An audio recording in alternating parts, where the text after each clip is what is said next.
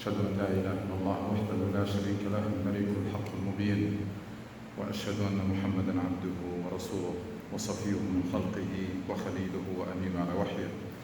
يا أيها الذين آمنوا اتقوا الله حق تقاته ولا تموتن إلا وأنتم مسلمون. يا أيها الذين آمنوا اتقوا الله ولتنظر نفس ما قدمت لغد واتقوا الله إن الله خبير بما تعملون. My dear respected brothers and sisters in Islam, all praise and glory and thanks are due to Allah subhanahu wa ta'ala.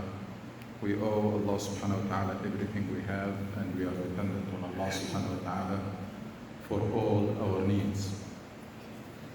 Always remember that Allah has given you so much that there is hardly anything you can do to thank Allah subhanahu wa ta'ala enough for all His bounties and favors and gifts. وَإِنْ تَعُدُّوا نِعْمَةَ اللَّهِ لَا تُحْصُوهَا. And it is that feeling that should motivate you to serve Allah and His cause to the best of your ability. Just to express your gratitude to Him. Another thing that is related to our relationship with Allah subhanahu wa ta'ala is to, when you appreciate the bounties and favors of Allah subhanahu wa ta'ala, you should be concerned. One is you pray to Allah to keep it. So you're concerned to lose it, and then you should be concerned that maybe you will not give it the right appreciation, or you will not express your appreciation to Him. So the more Allah subhanahu wa ta'ala give you, the more grateful you should be and the more concerned. One is praying to Allah to keep those bounties and favors, and two is to pray to Allah to help you expressing your gratitude to Him for all those bounties and favors. As you know, we're starting a new Hijri year.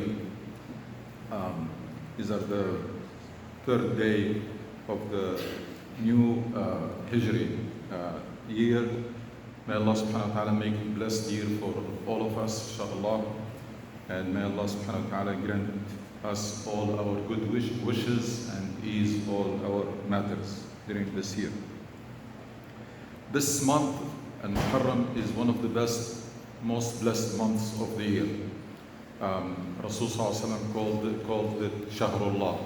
It's the month Shahrullah al-Muharram, the month of Allah subhanahu wa ta'ala. And there are several hadith that says that one of the best time to fast after Ramadan is the days of Muharram, especially the first days, but all the month of Muharram. Allah subhanahu wa ta'ala again gives us those seasons so that we can be extra motivated and more motivated, inshallah, to push our limits and to do our best. This is the day, the month in which there is a day, the day of Ashura, so if you cannot fast more, at least try to fast the 10th, which will be the next Friday. This is the day that Musa alayhi salam fasted, thanking Allah subhanahu wa ta'ala because it is the day that Allah subhanahu wa ta'ala saved Musa from Fir'aun. And as you can see that, subhanAllah, everything Allah subhanahu wa ta'ala wants us to be the best versions of ourselves. So the ibadat are opportunities for you to be a better person, tazkiyah. That's why we fast. Allah subhanahu wa ta'ala recommends to fast and then to donate, because all of this makes you a better person. صدق خذ من أموالهم صدقة تطهرهم وتزكيهم بها. All of these push you move you to the next level. And even when we commit a sin, the kafara is also an act of tazkiyah.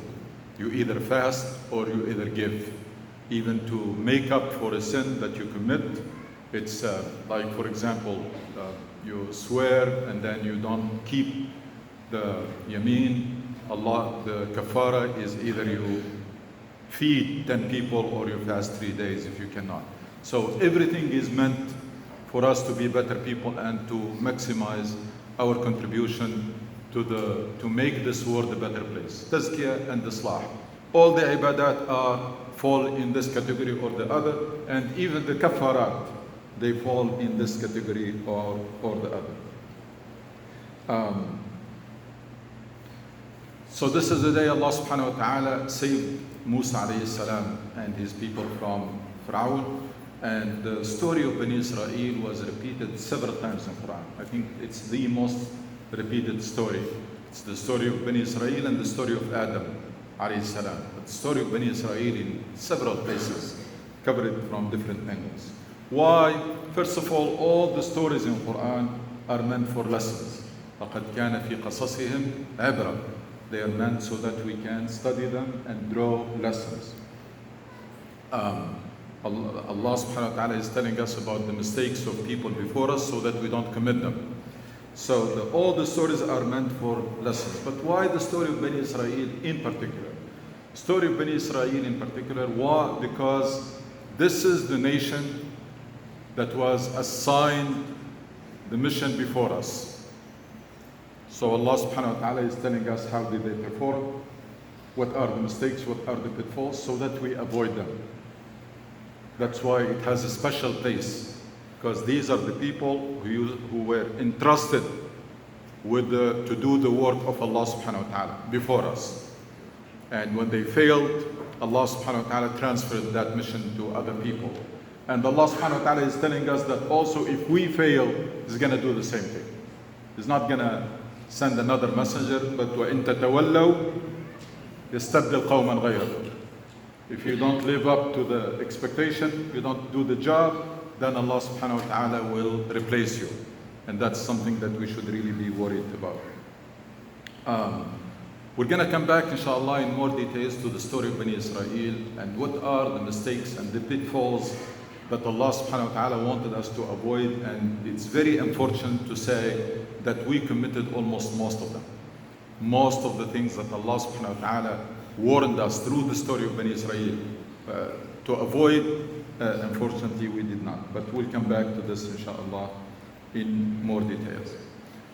Before we talk about the incident of Hijrah, migration of Rasul sallallahu alaihi wasallam from Mecca to Medina, this is also the time, these days the days that culminate in the 10th day of Ashura, the day of Karbala, the day of Hussein ibn Ali radiallahu anhuma, was massacred, him and his members of his family and his companions, in a very brutal way in Karbala. And unfortunately, I know that some groups, they took this to an extreme, but then some people responded by neglecting this or ignoring or even justifying, which is very bad, even justifying that brutal massacre.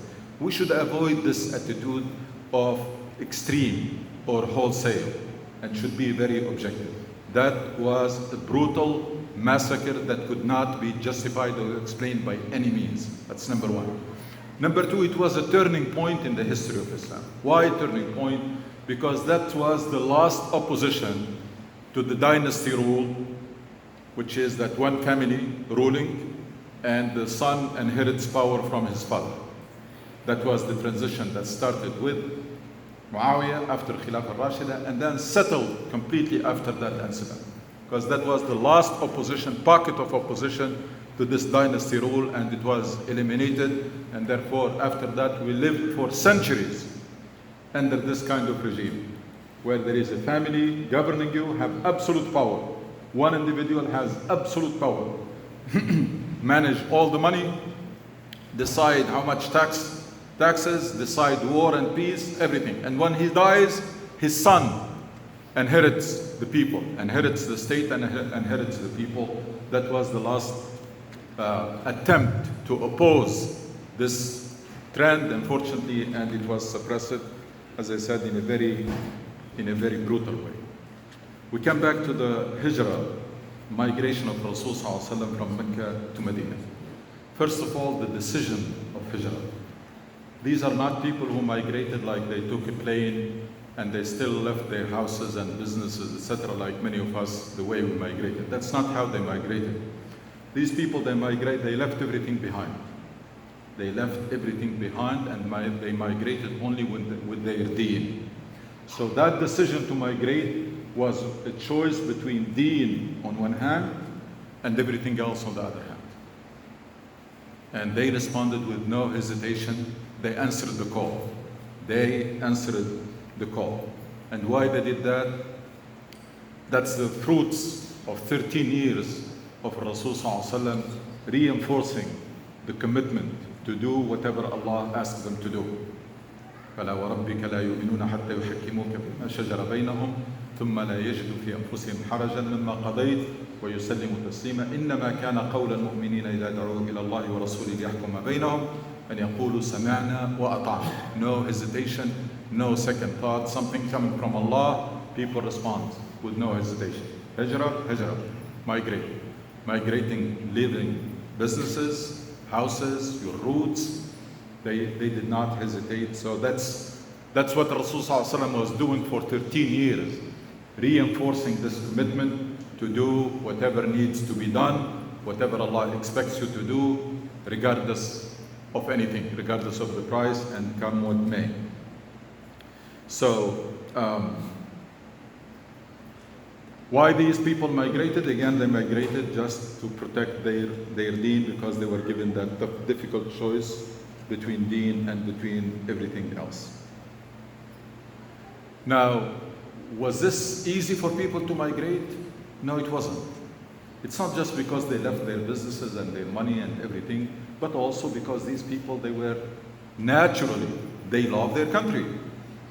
And that's something that I find very strange, that nowadays some Muslims, they are trying to create some tension or contradiction between being good Muslim and between being loyal citizen. That's not true. Or between being good Muslims and having patriotism. That's not true. And we're going to see the example that even the Prophet ﷺ had that nostalgia and the memories of Mecca were in his mind. And when he left Mecca, what did he say? Wallahi innaki la ahabbu ardallahi ilayya walawla anna ahlaki akhrajuni ma kharajt. You are the most beloved country to me, and if you was not forced to leave, I will not leave. Now, some people may say that's special for Mecca because it's a sacred place. That's not true. And we're going to see also evidence that's not just because it was sacred, but because loving your own country is a natural feeling. And Islam never suppresses natural feeling. Because of this misconception, you find there are people who commit destructive acts in their own countries in the name of Islam, which I find very, very strange, because Islam and patriotism, Islam and science, Islam and everything that is natural or is logic, they are very compatible. So it is not true that you have to choose between the two. Why I am saying that it is not just because Mecca is a sacred place that Rasul ﷺ was attached to it. Rasul ﷺ one time was in Medina and somebody came from Mecca. And he asked him, tell me about Mecca. And this person was did not describe Kaaba. He was describing the landscape in Mecca.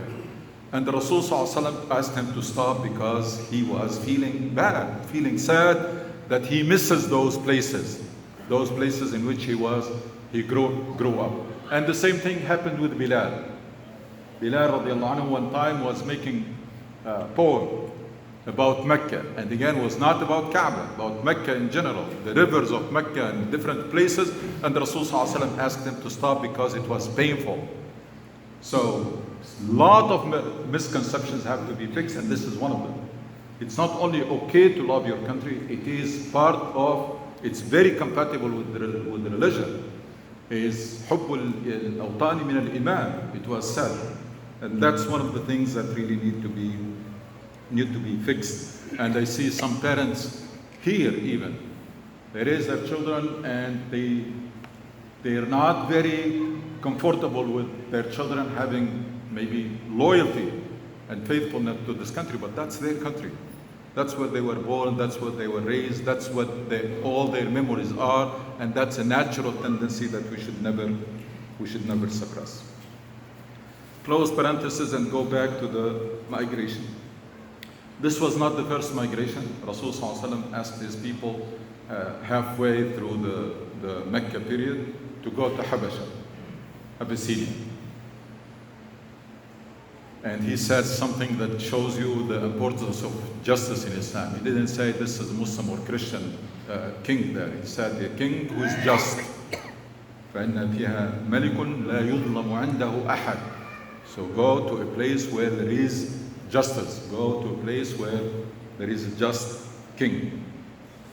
And before this migration, Rasul ﷺ went to Taif to try to find an alternative when he reached a dead end in Mecca.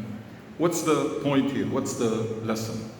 The lesson is, one, a person who is on a mission, a person who has a message to deliver. One, he will talk to anybody who is willing to listen. That's what Rasul ﷺ was doing. Rasul ﷺ will talk to anybody who is willing to listen and will knock on all doors. And number two is to find a fertile ground for his message. So when he reached that end in Mecca, he sent as a leader with a vision, sent some of his people, companions, to Habasha.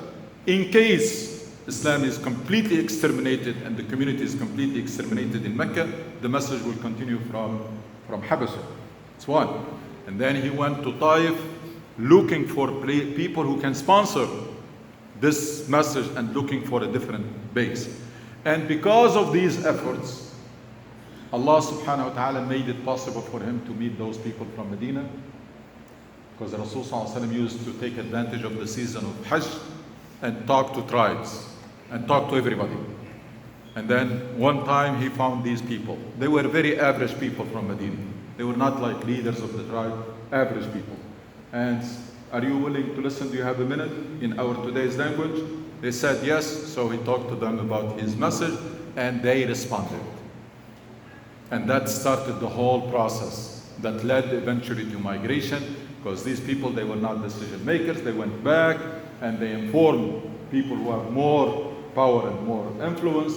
And we had a larger group next time, and we have Bay'at al-Aqaba, and we had Mus'ab ibn Umayr sent to Medina, planning 1 year. Rasul sallallahu alaihi wasallam sent Mus'ab, he handpicked Mus'ab ibn Umayr and sent him for 1 year to prepare the ground. He didn't say, let's migrate and khali ala Allah and Allah will take care of things. Sent Mus'ab ibn Umayr 1 year before migration to prepare the ground for that hijrah, and then comes the incident of hijrah itself. Before we get there, this idea of Rasul sallallahu alaihi wasallam talking to everybody who is willing to listen and knocking on every door, is this something exclusive or special for prophets? No. That's for every believer, for every follower of Muhammad sallallahu alaihi wasallam. We should have the same attitude and the same eagerness to talk to people and deliver the message like Rasul sallallahu alaihi wasallam had. Why? Because after Muhammad sallallahu alaihi wasallam, there is no messenger, and now each one of us should be the messenger for his people. Each one of us should do the same job. You should be talking to everybody who's willing to listen and knocking on every door. قُلْ إِن كُنْتُمْ تُحِبُّونَ اللَّهَ فَاتَّبِعُونِي يُحْبِبْكُمُ اللَّهُ. If you truly love Allah, follow me. The Quran says, "O Muhammad, tell them, if you truly love Allah, follow me. And when you follow me, Allah will love you." Follow me meaning what? Some people, they make it so superficial that following Rasul sallallahu alaihi wasallam in the way he looks or in the way he dresses, or no. Following Rasul sallallahu alaihi wasallam meaning embracing his mission, continuing the job that he has started. Because he was meant to be Rasul al-Alameen, but he lived only in one part of the world and only for a short period of time. So how this Risala lil-Alameen is going to be fulfilled? This message that is universal is going to be fulfilled through the followers of Muhammad sallallahu alaihi wasallam. So this is the meaning. That's what we can get from the fact that Rasul sallallahu alaihi wasallam was doing everything he can. And when you do everything you can count on Allah subhanahu wa ta'ala to make things happen for you. If Rasul sallallahu alaihi wasallam did not do his utmost, maybe he would not have that opportunity to meet these people and open the door for that migration. Now the hijrah itself, the act, this is the decision, and before hijrah. The hijrah, the migration itself, is really a lesson in something that is very delicate, that is hard to establish. Some of us may be trying, some of us may not even try, which is the delicate balance between planning and tawakkul. Planning very carefully and relying on Allah subhanahu wa ta'ala. How to do it and when to do what, you get it from the hijrah of Rasul sallallahu alaihi wasallam. There is no better lesson that I can find that shows you how you can strike that perfect balance between planning as if you are relying on your plan, and when you do everything you can and there is nothing more you can do, you put your trust in Allah as if you had no plan before. Rasul sallallahu alaihi wasallam perfected it in the acts of hijrah. How did he do that? He planned the migration from Mecca to Medina to the least details. Because Quraysh now is aware there are Muslims who are migrating and only Rasul ﷺ and Abu Bakr are there. So it is expected that he may migrate, and they don't want that. وَلْيَمْكُرْ بِكَ الَّذِينَ كَفَرُوا لِيُثْبِتُوكَ, to keep you, أو يقتلوه. They had no intention to leave, to allow him to leave. So Rasul ﷺ planned that to the least details. It's a level that, believe me, even today, as individuals and families and communities and Muslim societies and countries, we don't even come close to that level of detailed planning. One, he hired the top expert guide, the one who knows the desert inside out. Keep in mind at that time there were no highways or plains, it's a desert. So there is someone who knows the desert inside out. They hired him beforehand, they arranged with him. And then they planned to go in the opposite direction to mislead Quraysh. Medina this way, they went this way. Two, they planned to stay in a cave. It was not by coincidence. There was a cave to stay until things settle, until Quraysh gives up. They arranged to meet this person, this guide, with the camels in that cave. He's going to come to meet them in that cave. He arranged for someone to bring him the news, Rasul Sallallahu Alaihi Wasallam. At that time, we're talking about planning at that time. Human intelligence, what's going on, what they're planning, what they're talking about. Somebody will bring the news to the cave and arranged with the shepherd to erase the footprints of that person. And the person whom Rasul Sallallahu Alaihi Wasallam chose to bring the news was not someone that Quraysh can suspect. It's an amazing plan. No details. This word of Khalli ala Allah or no, inshallah Allah will protect us, it's not there. As if he's not a messenger, as if he's someone who is relying completely on his plans. Why Rasul Sallallahu Alaihi Wasallam would do that? Rasul Sallallahu Alaihi Wasallam is protected. He could have gone even in front of Quraysh and do nothing for him. But Rasul Sallallahu Alaihi Wasallam is a teacher. He is teaching by action. So he's teaching us to do that. So that we, those who are following him, followers of Muhammad Sallallahu Alaihi Wasallam, will do the same. And it's very important to say nowadays Muslim individuals, Muslim families, Muslim communities, and even Muslim societies and countries are living largely haphazard. You don't see this level of planning. You don't even come close, with some exceptions always for individuals and communities and families. Rasul Sallallahu Alaihi Wasallam did all of this. Extreme plan, every detail. Quraysh managed to reach the cave. They managed to reach the cave and they were around it. So Abu Bakr as-Siddiq radiallahu anhu, the human nature, said, "Oh Rasulullah, if they look down, they're going to see us. We're gone. We're now waiting if just someone looks down and we're gone." Here Rasul Sallallahu Alaihi Wasallam switched. Why he switched? Because there is nothing else he can do. There is nothing else he can do, so he switched from detailed planning to complete tawakkul. ما بالك باثنين الله ثالثهما. What do you think is going to happen to two people? Allah is their third. He didn't say it just hours before, when there was more things to do that he can do. He said it when there was nothing else he can do. إذ يقول لصاحبه لا تحزن إن الله معنا. Don't worry. See the level of confidence? Don't worry, Allah is with us.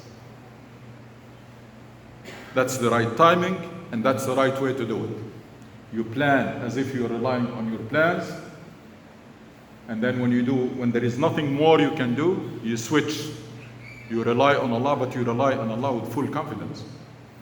You should have no doubt that Allah will save you, will make a way out for you.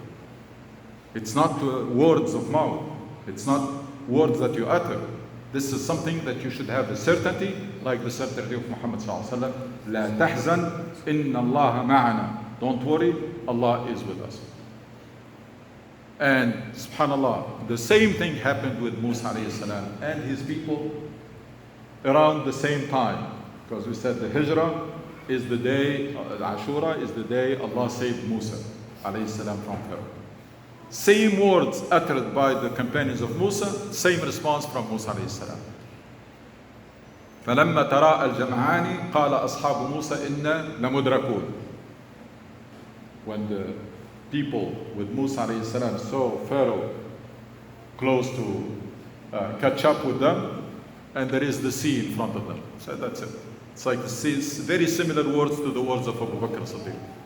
قال we are doomed. قال كلا إن معي ربي سيهدين. No, Allah is with me and will make a way out with full confidence. And Allah subhanahu wa ta'ala asked him to strike the sea with his stick, and he was saved. That's the only thing that is left in the hands of Musa, and Allah asked him to throw it. Do something. As long as you can do something, do it, because Allah subhanahu wa ta'ala could have split the sea without the stick of Musa alayhi salam. These are some of the lessons that we can learn from this great incident of Hijrah, which is related to the incident of Allah subhanahu wa ta'ala saving Musa alayhi salam. وَتُوبِ إِلَى اللَّهِ إِنَّهُ غَفُورٌ رَحِيمٌ.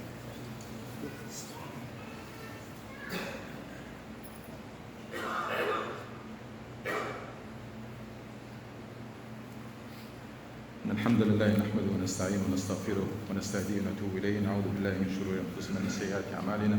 من يهد الله فهو المهتد ومن يضلل فلن تجد له وليا مرشدا. My dear respected brother and sister in Islam, I know this balance is very delicate, but please work on it, because it's a magic. It makes you so powerful when you plan carefully, and you know when you exhaust all the means, you switch the right timing and the right way. The right timing is when there is nothing more you can do, and the right way is to have full trust with no hesitation that yes, Allah will make a way out of you. Is this something exclusive to prophets? No, it is not. It can happen to everybody who does this, who strike this balance and have that sincere confidence in Allah that Allah will make a way out. It's not like I'm hoping, it's like inshallah. No. Allah will. قال كلا كلا. No, we're not doomed. Allah will make, Allah is with me, and He will make a way out for me. كلا إن معي ربي سيهدين. Remember this and say it if you find yourself in that situation where you have done everything you can and there is nothing more and the situation looks hopeless. Then remember كلا إن معي ربي سيهدين. ربنا آتنا في الدنيا حسنة وفي الآخرة حسنة وقنا عذاب النار.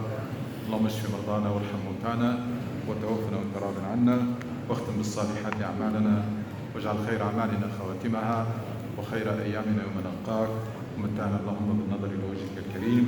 ربنا ارحم والدينا كما ربونا صغارا وارحم موتانا وجميع موتى المسلمين. لا إله إلا أنت سبحانك إنا كنا من الظالمين. صلى الله على سيدنا محمد وأقم الصلاة.